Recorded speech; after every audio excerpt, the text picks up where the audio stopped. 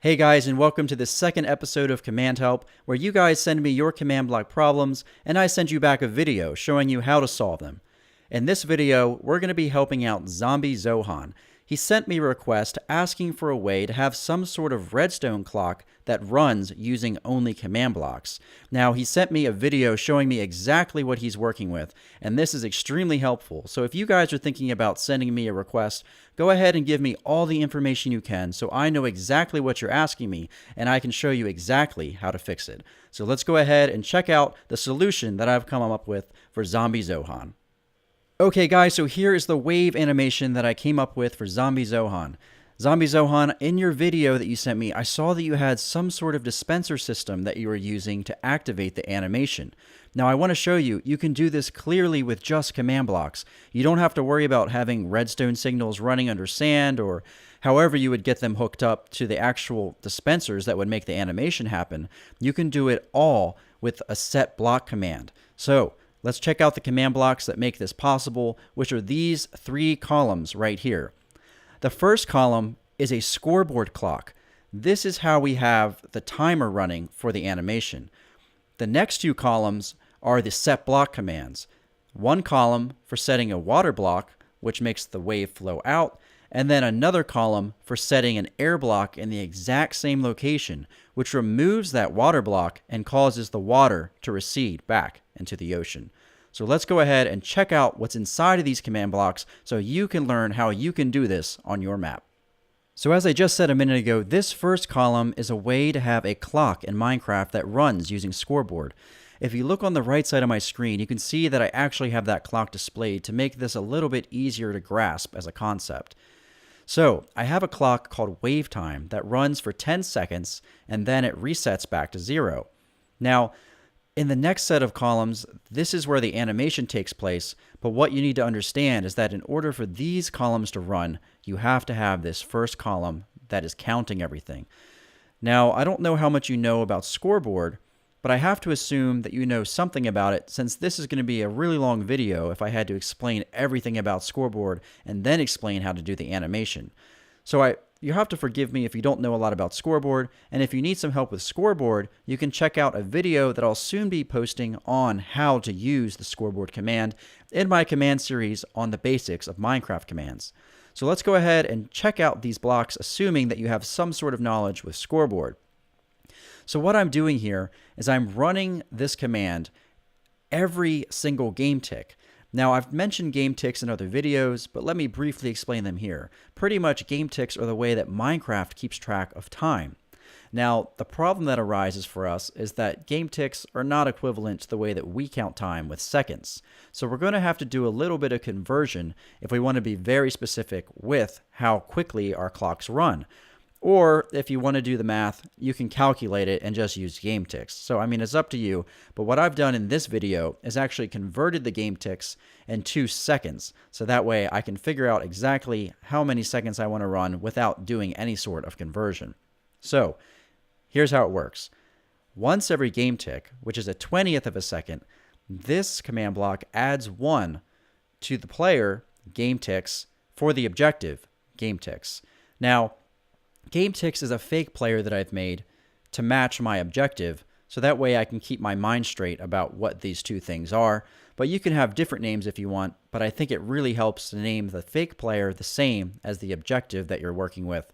So that way later on when you're working on your map and you're making all these different scoreboard objectives, you don't have all these fake players floating around with objectives that you don't know they go with. So anyways, that's why these have the same name.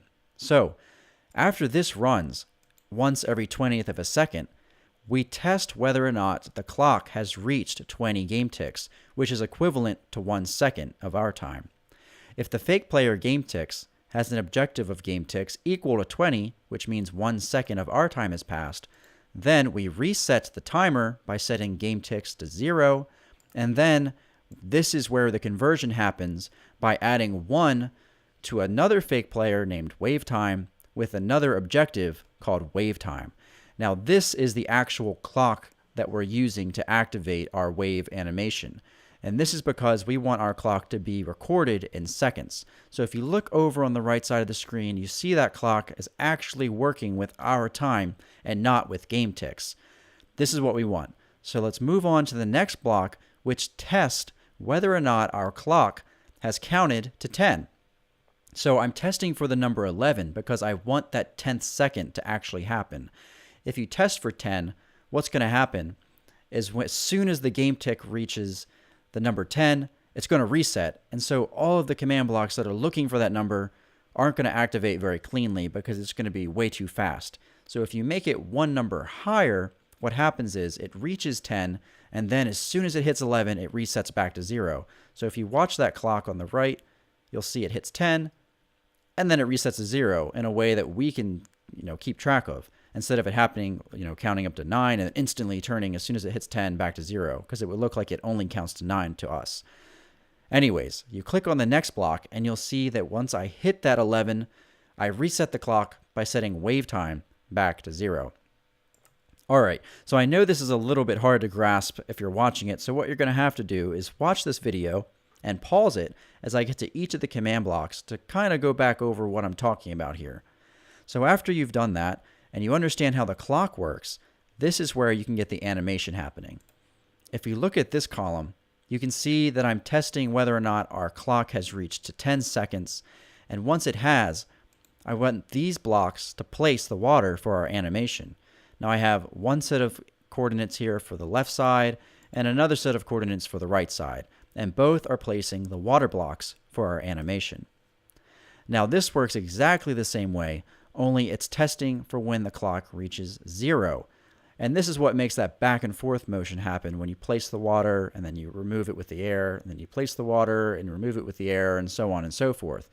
So you can tweak these numbers to make it run faster or slower to your preference, but I think that right now 10 seconds is a pretty natural wave time. After you've done that, you can check out the next command block, which is the Setblock command that we saw in the other column, only using the air block. And it's the exact same above, just as the other column, only with the other set of coordinates. So there you go. That was a very fast way to explain how this command block clock is running. Now, if you don't have any background in Scoreboard and you didn't understand any of this, that's okay. Don't feel bad about it. I'm going to be releasing a video soon on how you can learn how to use the Scoreboard command in Minecraft. You can find it in the video series that I'm doing on all the basic commands of Minecraft. Now, it's not out yet. I have to make it still, so if you go to look for it, you're not going to find it. So hang in there. If you need it, let me know, and I'll try and push it to the top of my video list so that way you can get this animation running as easily as possible on your map. Okay guys, so that's it. Thanks for sticking around through all the technical talk about scoreboard clocks, and thank you Zombie Zohan for sending me this request. If you guys stick around in this playlist, you'll see the very next video I'm doing is actually on something very similar with scoreboard clocks, only it's for PvP servers. Pretty much what I'm making, to give you guys a quick spoiler, is something just like Team Fortress 2, that when you die, you go to some sort of spectator mode to watch your friends in the combat, and then you respawn back at the spawn point, back in survival mode. So if you're interested in it, stick around and I'll see you guys there in the next video.